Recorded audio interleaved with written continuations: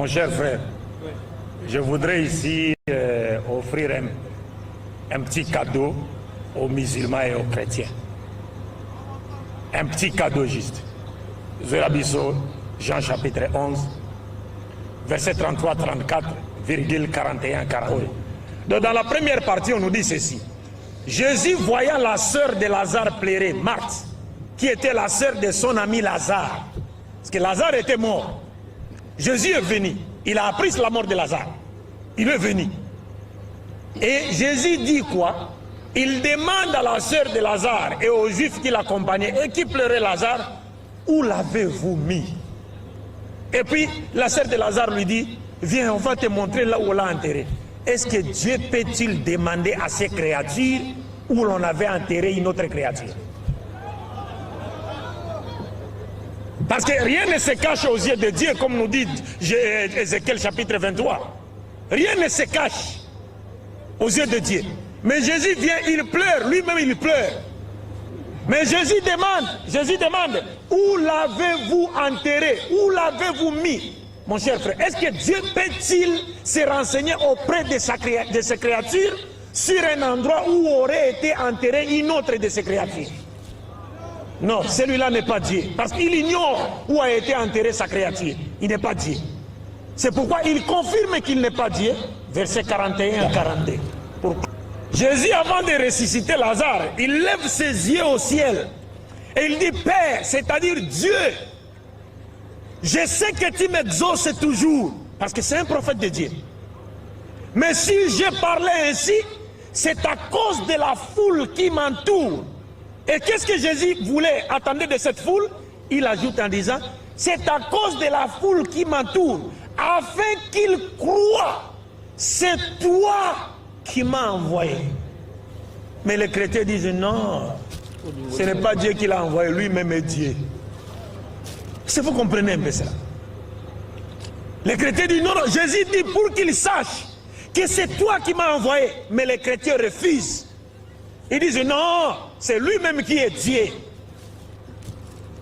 Et donc Dieu est venu sur la terre sous forme humaine.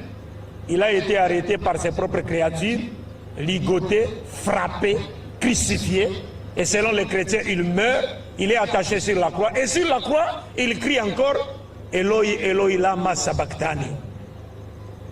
Mon Dieu, pourquoi m'as-tu abandonné? À qui s'adresse-t-il? Dieu est venu sur la terre pour faire quoi? Il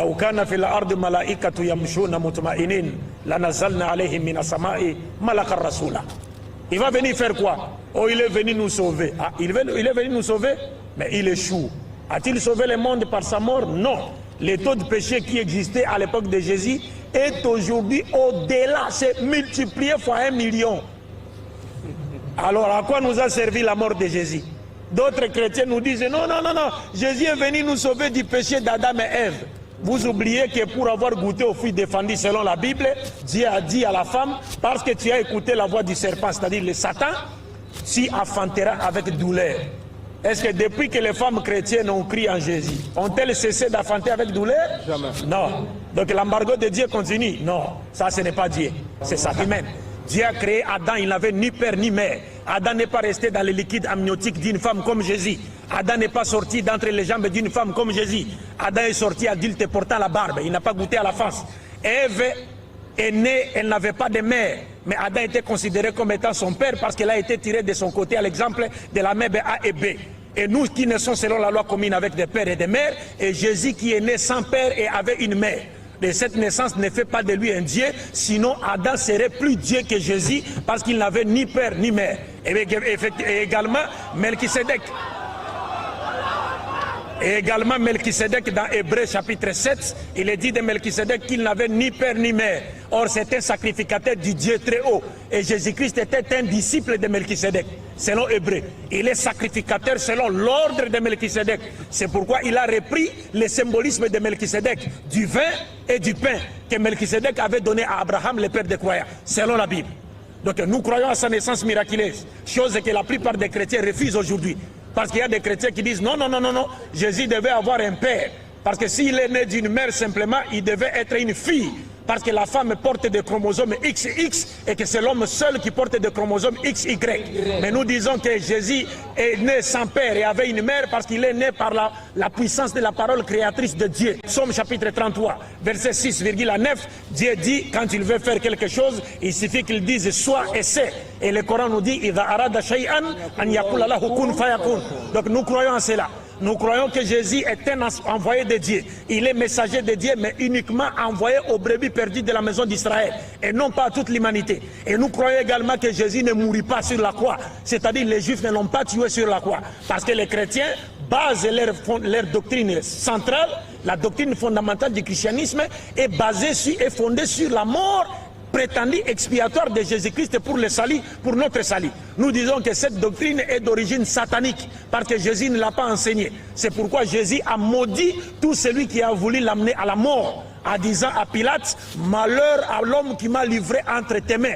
Il serait mieux qu'il ne soit pas né car il a commis un plus grand péché. Comment voulez-vous qu'un acte que le Christ lui-même qualifie de plus grand péché puisse être salvateur pour l'humanité? Et dans Luc chapitre 22, 1 à 6, on nous dit Satan entra dans Judas. Il poussa Judas pour qu'il puisse trahir Jésus afin qu'il soit mis à mort. Qui pousse Judas à trahir Jésus? C'est Satan. Comment voulez-vous qu'un acte dont Satan est l'auteur puisse être salvateur pour l'humanité?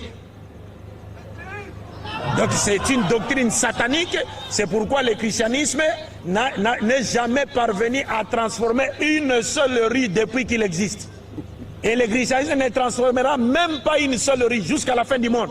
Parce que le christianisme n'est pas la religion de Jésus. Le christianisme n'est pas la religion de Jésus. Jésus n'a nulle part dit dans la Bible, croyez à ma mort sur la croix pour avoir la vie éternelle. Non. Dans Luc chapitre 11, à partir du verset 29, nous lisons que lorsque Jésus prêchait, une femme lui a dit, heureux les seins qui t'a porté, heureuses les mamelles qui t'ont allaité. Jésus s'est retourné vers cette femme et lui a dit, heureux plutôt ceux qui écoutent la parole de Dieu et qui la mettent en pratique. Il n'a jamais dit, heureux plutôt ceux qui croiront à ma mort sur la croix. Pas du tout, nulle part. Donc l'islam est venu pour rétablir la vérité, faire de sorte que les hommes, l'humanité retrouve la sainte doctrine qui a été enseignée par tous les messagers de Dieu. Et cette doctrine qui offre le salut à travers les bonnes œuvres qui ont pour fondement la croyance en un Dieu unique sans associé dans sa souveraineté, dans ses attributs et dans son adoration.